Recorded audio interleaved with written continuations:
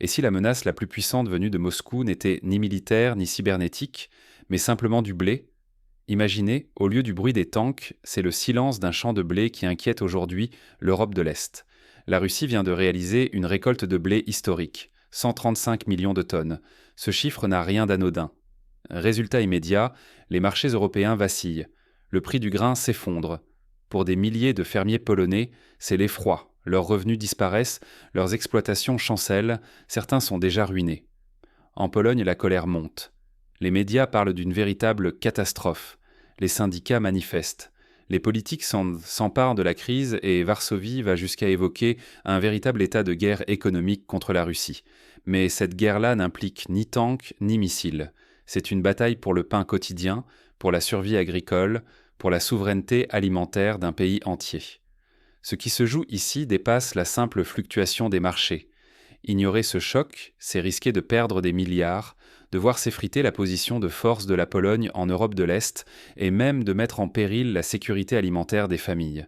Alors, comment une simple moisson russe a-t-elle pu déclencher une telle tempête, où chaque miche de pain devient un enjeu stratégique? Pour comprendre, il faut revenir à la source et analyser comment tout a commencé. Remontons aux racines du problème. Comment la Russie s'est-elle hissée au sommet du marché mondial du blé et pourquoi la Pologne s'est retrouvée si vulnérable? Un paradoxe moderne. Plus la Russie récolte de blé, plus la Pologne s'enfonce dans la crise. Loin du fracas des armes, c'est le poids des moissons qui bouleverse aujourd'hui l'équilibre en Europe de l'Est. En Russie, la dernière récolte a atteint des sommets historiques. 135 millions de tonnes de céréales, dont près de 90 millions de blé. Ce raz-de-marée a eu un effet immédiat sur les marchés européens. Les prix du blé se sont effondrés, plongeant les producteurs dans l'incertitude. Pour les agriculteurs polonais, c'est un cauchemar. Alors que leurs coûts explosent, carburant, engrais, machines, leurs revenus s'évaporent. Ils vendent à perte, parfois même en dessous du prix de production. Certains voient près de 30 ans de travail disparaître en une saison. Ce choc n'est pas qu'une question de prix. Les marchés d'export traditionnels, comme l'Arabie saoudite, l'Égypte ou la Turquie, se détournent massivement de la Pologne au profit du blé russe. Varsovie perd ses clients les plus fidèles, incapables de rivaliser avec l'efficacité et les prix cassés proposés par Moscou. Pour la Pologne, le danger est existentiel. Si rien ne change, l'agriculture nationale court à la faillite. Le pays, autrefois grenier de l'Europe de l'Est, se retrouve à supplier Bruxelles pour des aides d'urgence. L'image de force et d'indépendance nationale s'effrite, remplacée par la peur de tout perdre. Mais d'où vient cette supériorité russe et pourquoi la Pologne s'est-elle retrouvée si vulnérable? Pour comprendre, il faut remonter à la stratégie et aux choix politiques des deux pays. Mais dans cette bataille agricole, le véritable adversaire de la Pologne n'est-il pas elle-même? Regardons au-delà des discours. La Russie ne se contente pas de récolter. Elle investit massivement dans son agriculture, sa logistique et ses infrastructures portuaires. Résultat, son blé inonde les marchés mondiaux, ses ports en mer Noire fonctionnent à plein régime et ses chaînes d'exportation sont des modèles d'efficacité. Pendant ce temps, à Varsovie, on préfère brandir la rhétorique anti-russe. Les ministres multiplient les déclarations, les experts promettent des ripostes politiques, mais sur le terrain, rien ne change. Là où la Russie construit des silos et modernise ses voies ferrées, la Pologne mise tout sur la politique, délaissant compétitivité et innovation agricole. Le prix à payer? Une perte spectaculaire de parts de marché, notamment dans les pays du Golfe et en Afrique du Nord. Les clients se tournent vers la Russie, séduits par ses prix, sa régularité et la fiabilité de ses livraisons. Les marchés jadis acquis aux Polonais ne sont plus que des souvenirs. Ce constat, les experts polonais eux-mêmes le reconnaissent avec amertume. La Russie a pris une longueur d'avance grâce à une stratégie cohérente et des investissements ciblés. Varsovie, elle, récolte aujourd'hui les fruits amers de ses mauvais choix politiques et de son manque d'anticipation. Continuer dans cette voie, c'est risquer l'isolement sur la scène européenne, une dépendance accrue aux aides extérieures et l'effritement du poids international de la Pologne. Plus grave encore, l'agriculture nationale, pilier historique du pays, vacille face à la concurrence russe. Devant cette impasse, Varsovie préfère désigner des coupables et s'enferre dans l'escalade verbale. Mais à qui profite vraiment cette fuite en avant, quand l'échec économique devient le prétexte d'une psychose sécuritaire? Face à la débâcle agricole, Varsovie brandit un nouvel épouvantail, la guerre hybride. Désormais, tout porte la signature de Moscou. Infiltration, cyberattaque, sabotage, la Russie est accusée de tous les maux, comme si derrière chaque crise se cachait la main du Kremlin. Les annonces martiales se multiplient. Surveillance accrue des frontières, renforcement des contrôles et discours alarmistes rythment le quotidien politique. Les ministres polonais promettent de défendre chaque hectare, chaque silo, comme s'ils étaient déjà sur la ligne de front. Dans cette atmosphère survoltée, les demandes affluent à Bruxelles.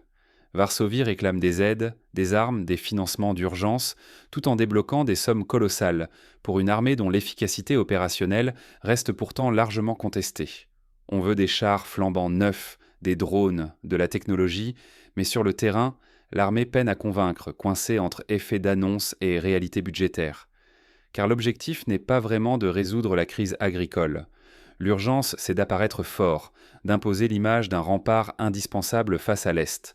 Plus question de reconnaître des faiblesses internes, la stratégie consiste à déplacer le débat, à faire oublier la chute des revenus paysans derrière une alerte sécuritaire permanente.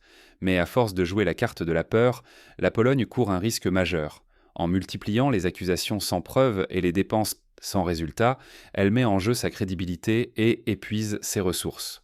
La psychose sécuritaire remplace la gestion efficace et le pays s'enfonce dans une impasse stratégique. Mais ce grand théâtre politico-militaire n'est-il pas justement là pour masquer une impuissance plus profonde? Que cherche à cacher Varsovie derrière toutes ces alarmes? Ceux qui sèment la terre récoltent la prospérité. Ceux qui sèment la panique récoltent la défaite. Cette vérité toute simple résume la grande leçon de cette guerre du blé en Europe de l'Est. Regardons la Russie. Elle avance patiemment, méthodiquement.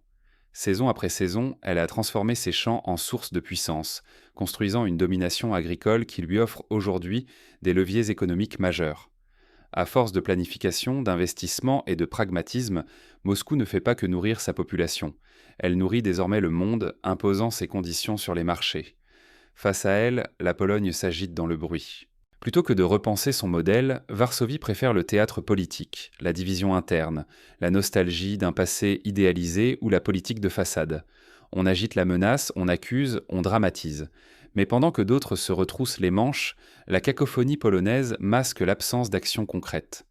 L'histoire, pourtant, ne récompense ni la panique ni la victimisation. Elle célèbre ceux qui agissent, qui s'adaptent, qui innovent et qui construisent. Ceux qui préfèrent se poser en victime, pointer du doigt l'ennemi extérieur, finissent tôt et toujours par être marginalisés, oubliés dans le récit collectif des vainqueurs. La vraie victoire aujourd'hui n'appartient pas à ceux qui crient train le plus fort, mais à ceux qui savent coopérer, s'adapter, apprendre de leurs échecs et transformer les crises en opportunités. Se replier, s'enfermer dans la peur ou l'hostilité, c'est choisir la dépendance et la faiblesse, dans un monde qui ne pardonne pas l'immobilisme. Pour la Pologne, comme pour tout pays européen, ne pas tirer la leçon de cette crise, c'est risquer l'effacement, la dépendance aux puissances extérieures et la perte de sa souveraineté économique. Le choix est aussi simple que crucial, évoluer ou rester prisonnier d'illusions stériles. Alors quel choix s'impose à tous ceux qui veulent compter dans la nouvelle Europe? La réponse ne tient pas dans les discours, mais dans le courage d'agir différemment. La prochaine bataille ne se gagnera ni avec des slogans, ni avec des tanks, mais avec du travail et de la lucidité. Aujourd'hui, la réputation, la sécurité collective et la prospérité de l'Europe de l'Est se jouent sur un terrain inattendu, celui du blé. Les choix d'aujourd'hui, entre panique médiatique et stratégie réfléchie, décideront de qui mangera son pain à sa faim demain. Face à l'offensive économique russe, la tentation est grande de crier au scandale, de dénoncer l'injustice ou de chercher des coupables extérieurs. Mais à quoi bon multiplier les discours si personne ne s'attelle à la tâche, sérieusement, sans slogan creux? Les débats d'ego ou de drapeaux ne remplissent pas les silos ni les assiettes. C'est la réalité. Sans adaptation, sans modernisation, sans travail concret, la crise ne fera que s'aggraver. L'agriculture n'obéit ni aux fantasmes ni aux menaces, elle répond à l'effort et à l'intelligence collective.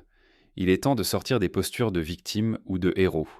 Ce sont les actes qui comptent, pas les proclamations. La véritable souveraineté alimentaire se construit sur le terrain, pas sur les plateaux de télévision.